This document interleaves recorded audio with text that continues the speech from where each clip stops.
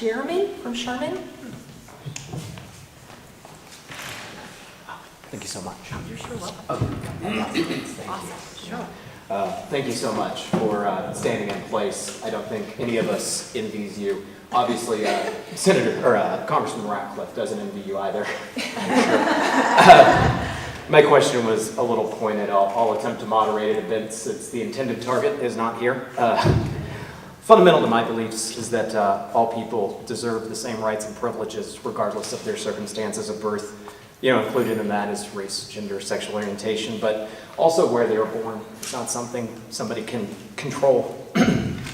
Despite this, Radcliffe's policy positions support things that put hundreds of thousands of people in jail for no other crime other than being born in the wrong place.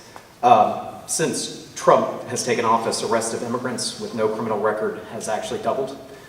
There are many sources that show that citizens are much more crime-prone than immigrants, between 2 and 5 times. The cost is to communities that lose employees, employers, fellow church members, Little League coaches, community volunteers. Cost to families is even higher, who lose siblings, parents, children. I guess my question would have been, how can you sleep at night supporting these policies? But if there are any words that you have over there to, justify any of this. Thank you.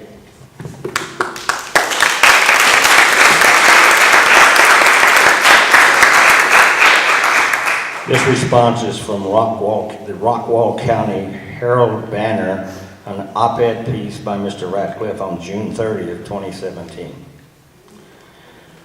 A little over a year ago, my heart was filled with grief when I received a call informing me that 3 of my constituents were killed in a car accident caused by a previously deported illegal alien.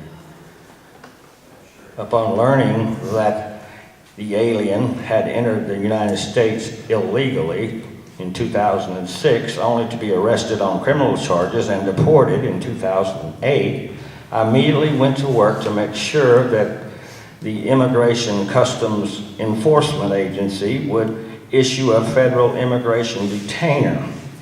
While I was glad that a detainer was indeed issued, I felt that it shouldn't take an act of Congress to issue that previously deported illegal aliens responsible for 3 American deaths could not be released on bail.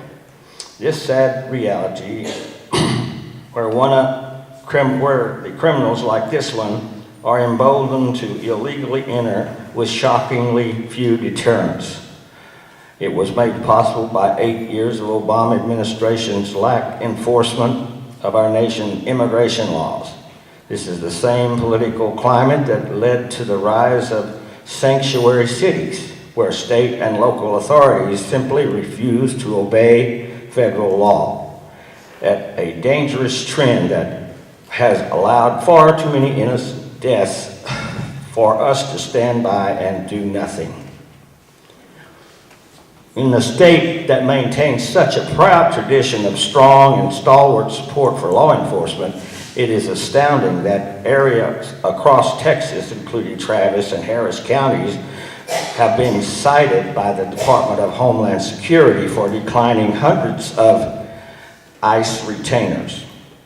As a former federal prosecutor, I found it outrageous and intolerable that some local authority views ICE detainers as optional, especially when we're already seeing the fatal repercussions that can stem from their lack of enforcement.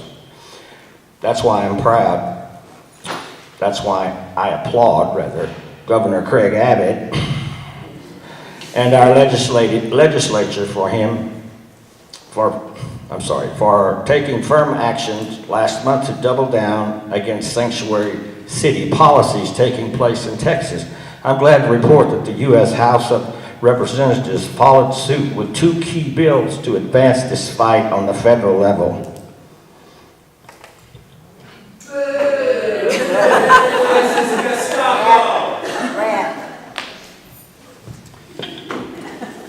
Immigration is a difficult issue, and no one is in favor of allowing criminal acts to go without some kind of account.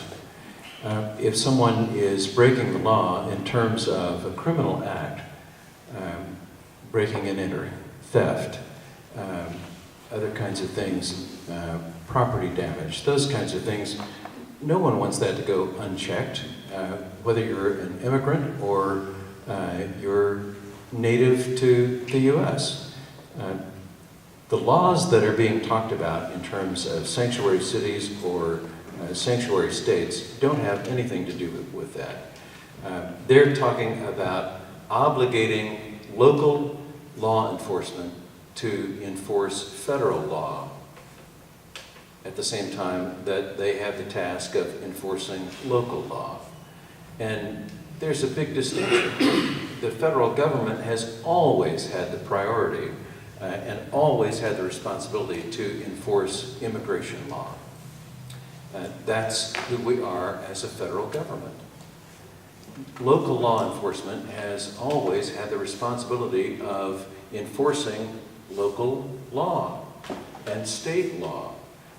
We don't ask a state trooper to go enforce a law in Kansas.